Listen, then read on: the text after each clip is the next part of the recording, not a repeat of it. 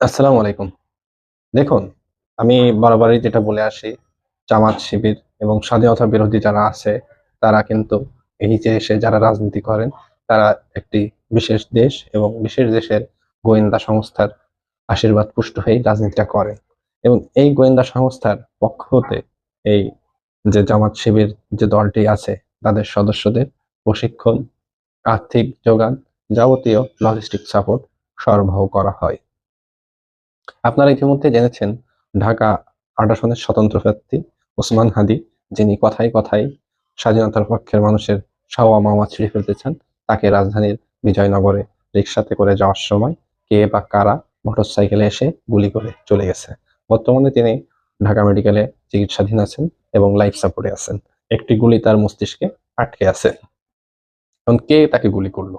গতকাল যখন নির্বাচনের তফসিল ঘোষণা করা হলো, আর আজই তাকে গুলি করা হলো। ঢাকা ৮ আসনের সংসদ সদস্য প্রার্থী বিএনপি থেকে মনোনীত জনাব মির্জা আব্বাস এবং জামাতের মনোনীত প্রার্থী জনাব সাদিক কায়েম আর স্বতন্ত্র প্রার্থী ওসমান হাদি।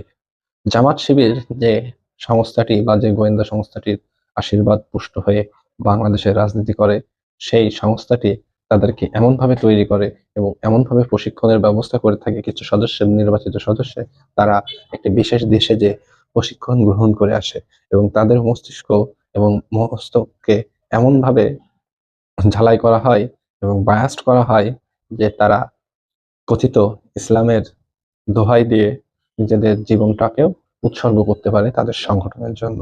তাদেরকে এক্ষেত্রে বোঝানো হয় তারা ইসলামের জন্য জীবন দিচ্ছে বা জীবন বাজি রাখছে, কিন্তু ইসলামের সাথে কোনো সন্ত্রাসী কার্যক্রম বা এই যে এইসব সংগঠনের রাজনীতির কোনো সম্পর্ক যে নেই, এটা যে কোনো সুস্থ মানুষ ভালোভাবে চিন্তা করলেই বুঝতে পারবে। কিন্তু তাদেরকে পুরোপুরিভাবে এটা বোঝানো হয় তারা যেটা করছে, যে কার্যকলাপ পরিচালনা করছে, সবকিছুই তারা করছে ইসলামের জন্য। উচ্চতর যে প্রশিক্ষণটি বিশেষ দেশে তাদেরকে দেওয়া হয়, এর জন্য তারা সংগঠনের নির্দেশে বা সংগঠনের আমির যদি তাদের নির্দেশ প্রদান করে বা সংগঠন থেকে নির্দেশ প্রদান করা হয়, তারা তাদের সংগঠনের প্রয়োজনে নিজেদের জীবন উৎসর্গ করতে পারে এবং প্রয়োজনে আত্মীয়তাও দিতে পারে। যখন গতকাল নির্বাচনের তফসিল ঘোষণা করা হয়েছে, তারপরে এমন একটি দুর্ঘটনা বা এমন একটি ঘটনা নিশ্চয়ই সরলভাবে চিন্তা করলে এর উত্তর পাওয়া যাবে না। সাধারণ মানুষকে জামাত এটা বোঝাচ্ছে চাঁদাবাজের সংগঠন বিএনপি এবং সন্ত্রাসী সংগঠন বিএনপি। অলরেডি হাদির সমর্থকেরা একটি ন্যারেটিভ দাঁড় করানোর চেষ্টা করছে যে বিএনপির যে ক্যান্ডিডেটটি আছে ঢাকা ৮ আসনের, সেই ক্যান্ডিডেট